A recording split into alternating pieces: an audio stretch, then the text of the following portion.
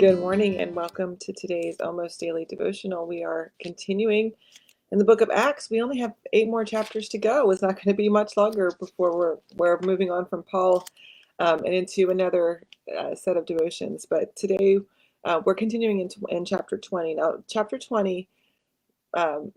19 brings Paul to Ephesus. Remember, and we had a big conversation yesterday about Ephesus and Paul's argument with the people in Ephesus.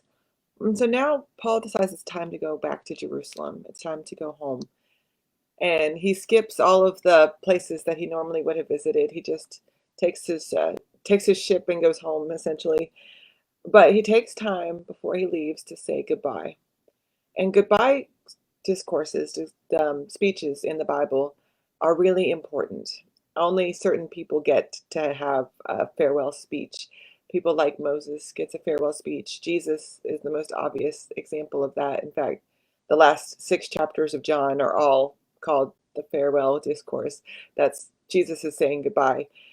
So they're given extra weight. They're giving extra value by the story because this is um, the last chance to say whatever it is that you think is really important for people to hear.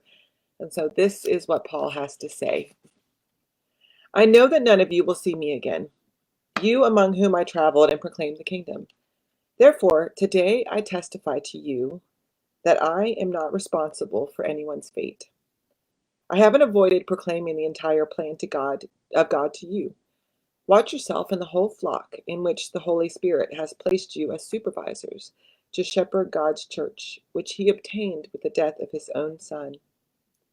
I know that after my departure, savage wolves will come in among you and won't spare the flock. Some of your own people will distort the word in order to lure followers after them. Stay alert. Remember that for 3 years I constantly and tearfully warned each of you. I never stopped warning you. Now I entrust you to God and the message of his grace, which is able to build you up and give you an inheritance among all whom God has made holy.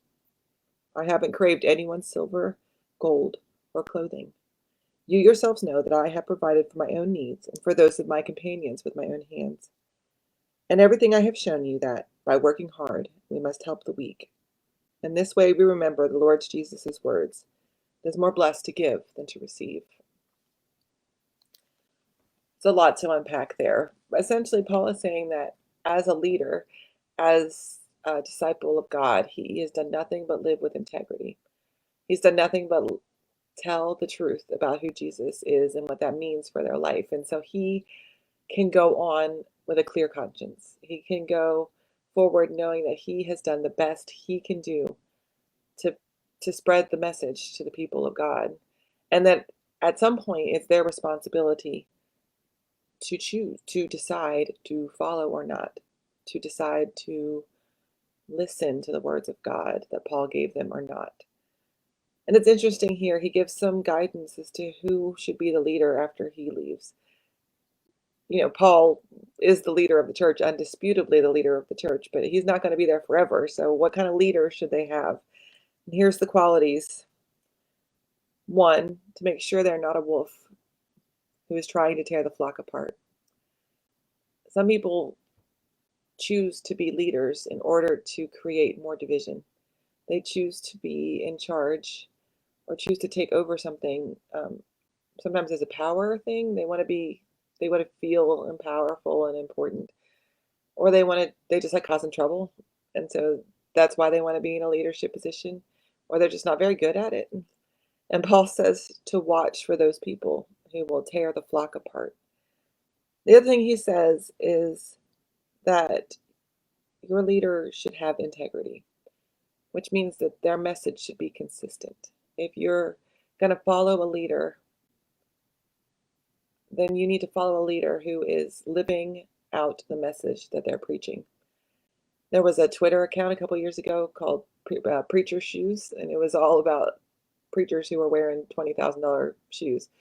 And that was a subtle critique of the idea that, if we're going to be Christians, we need to live a life that follows the things that we say. And the last thing is that we shouldn't be greedy.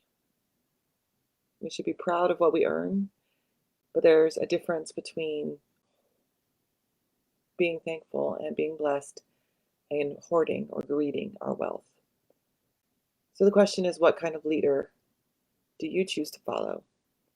If you're in a position of leadership, what kind of leadership are you providing God's people? God bless.